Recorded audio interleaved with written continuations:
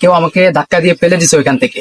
যে আমার কন্ডিশন দেখে ডাক্তাররা, ইমার্জেন্সি ডাক্তাররা বলতেছে যে রোগী বাঁচবে না। দুর্ঘটনার শিকারটা কিভাবে হয়েছে? আসলে দুর্ঘটনার শিকার হয়েছি আমাদের এখানে স্থানীয় বাজারে। এটা ছিল একটা ইলেকট্রিক শর্ট। এখানে আমাদের এখানে একটা বাজারে ছাদে, ওখানে আমি দুর্ঘটনার শিকার হই বৈদ্যুতিক তারে। তো আসলে পুরো ঘটনা আমার মনে নেই, তখন আমি সেন্সলেস ছিলাম। তখন আসলে তখনকার কথা আমার এখন পর্যন্ত মাথায় আসে না যে আসলে ওখানে হয়েছিলটা কি। তো শুধু এটা বলতে পারবো যে হয়তো মানে মানুষের ধারণা, বা তখন থানা থেকে পুলিশ আসছিল, ওদের ধারণা হচ্ছে হয়তো ছাদ থেকে পড়ে যাওয়াতে তারে আমাকে টেনে নিছে আর কি। টেনে নেওয়াতে হয়তো প্রথমে এক হাত টেনে নিচ্ছে, পরবর্তীতে ওই হাত বাঁচানোর জন্য আমি দ্বিতীয় হাতটা দিছি, এজন্য আর কি দুই হাতে আমার ক্ষতিগ্রস্ত হয়েছে, বা এরকম একটা কথা উঠছে। কেউ আমাকে ধাক্কা দিয়ে ফেলে দিছে ওইখান থেকে, এরকম একটা কথা উঠছিল আর কি। তো যাক, তখন আমি হসপিটালে ছিলাম, ঘটনা ওখানে দামাচাপা। ব্যাস এখানেই আর কি। ওইখান থেকে আমাকে স্থানীয়রা আমাদের এখানে উপজেলা হসপিটালে নিয়েছিল, নেওয়ার পর ওখান থেকে বাদ দিয়ে দিছে যে ওনাদের পক্ষে সম্ভব না রাখা। তারপর আমাদের ফেনীতে 2-3টা হসপিটালে নেওয়া হয়, ওখানেও রাখা সম্ভব হয় নাই। পরবর্তীতে আমাকে ঢাকা মেডিকেল কলেজে নেওয়া হয়েছিল। পরবর্তীতে আমার কন্ডিশন দেখে ডাক্তাররা, ইমার্জেন্সি ডাক্তাররা বলতেছে যে রোগী বাঁচবে না, তাড়াতাড়ি ফ্যামিলির কাছে নিয়ে যান। অনেক রিকোয়েস্ট করার পরও ওখানে কিন্তু রাখা হয় নাই আমাকে, তখন করোনা চলতেছিল এজন্য। পরবর্তীতে ঢাকা শেখ হাসিনা বার্ন ইউনিটে আমাকে অতিরিক্ত টাকার বিনিময়ে ওখানে আমাকে অ্যাডমিট করা হয়, আমাকে লাইফ সাপোর্টে রাখা হয়েছিল প্রায় 52 ঘন্টার মতো। ওখান থেকে একটা অবস্থার 15 তারিখে অপারেশনের জন্য ডাক্তাররা বলছে যে হাতের কন্ডিশন ভালো না, আমরা কোনোভাবে রাখতে পারতেছি না, হাত কেটে ফেলতে হবে। 15 তারিখে আমার অপারেশন হয়েছে। জুলাই মাসের 15 তারিখে আমার অপারেশন করে দুটো হাত কেটে ফেলতে হয়েছে।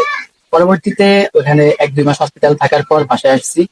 তখন থেকে আর কি আজকে 4 বছর পর, গত 2 মাস আগ থেকে আমার কন্টেন্ট ক্রিয়েটরের জগতে আসা। গত 4 বছর আমি আর কিছুই করি নাই। আসলে দুর্ঘটনা তো কাউকে বলে কয়ে আসে না, অনেক ক্ষয়ক্ষতি হয়েছে যেটার মাসুল সারা জীবন দিলেও হবে না। তো যাক, যেহেতু আল্লাহ বাঁচায় রাখছে আলহামদুলিল্লাহ। বেঁচে থাকতে হলে তো কিছু একটা করতে হবে, নিজের উপর ডিপেন্ডেন্ট হওয়ার জন্য আমি কন্টেন্ট ক্রিয়েটারের পথটা আপাতত বেছে নিলাম আর কি। এই পেজ ক্রিয়েট করার পরে এখন পর্যন্ত আপনার কি পরিমাণ কারা পেয়েছে, অথবা এই পেজে আপনার দর্শক কারা, আর এই পেজ নিয়ে আপনার আগামী দিনের পরিকল্পনা? আলহামদুলিল্লাহ সারা পাইতেছি, মাত্র 2 মাস হয়েছে, 2 মাসে অনেক আগাইছে। আমার অনেক ভালোবাসার মানুষ আছে যে যারা সাপোর্ট করতেছে আমাকে। একটু তো সময় লাগবে, প্রত্যেকটা কাজে একটু সময় লাগে। যাক, আলহামদুলিল্লাহ আমার অনেক ভালোবাসার অডিয়েন্স আছে। বর্তমানে এটা বলতে পারি যে বাংলাদেশের 64 জেলার মধ্যে প্রত্যেক জায়গায় একটা করে হলেও আমার অডিয়েন্স আছে, এটা বলতে পারবো। ইতি করতে যে আপনার কাছে কিরকম জার্নি মনে হচ্ছে? হ্যাঁ, হাতের কাজ পা দিয়ে করাটা অনেকটা কষ্টকর, তবুও এখন আমার হাতের কাজ পা দিয়ে হ্যান্ডেল করতে হয়, কিছু তো করার নেই।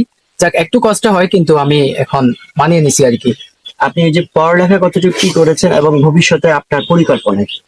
আমি পড়াশোনা করছি, এসএসসি পরীক্ষা দিছি, এসএসসি পরীক্ষার পর রেজাল্টও পাবলিশ হয়েছে। দেন তারপরে কিন্তু আমার অ্যাক্সিডেন্টটা হয়। যখন আমি কলেজে অ্যাডমিশন নেওয়ার জন্য অ্যাপ্লাই দিব, তখন কিন্তু আমার অ্যাক্সিডেন্টটা হয়েছিল। তো তারপর আমি হসপিটালে ছিলাম প্রায় 3 মাসের মতো।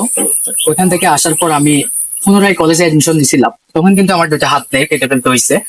তো পরবর্তীতে দেখতেছি না, সম্ভব হচ্ছে না আমার দ্বারা কোনোভাবেই। তো আসলে ওখানে আমার স্টাডি জীবনের রীতি ঘটে।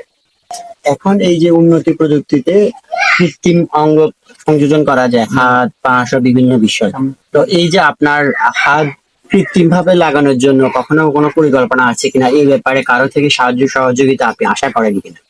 তো এখানে আসলে বর্তমানে ফ্যামিলিতে একটু সমস্যার কারণে এখনো ওইদিকে আগাইতেছি না, পরবর্তীতে ইনশাল্লাহ আগাবো। আর হচ্ছে সাহায্য সহযোগিতার কথা, প্রথমে আমি ক্লিয়ার করছি যে কারো কাছ থেকে আমি হেল্প চাই না বা কখনো নিই না, এবং পরবর্তীতে নেব না আর কি। আমি নিজেই চেষ্টা করতেছি, দেখা যাক পরবর্তীতে যদি সম্ভব হয় অবশ্যই লাগাবো।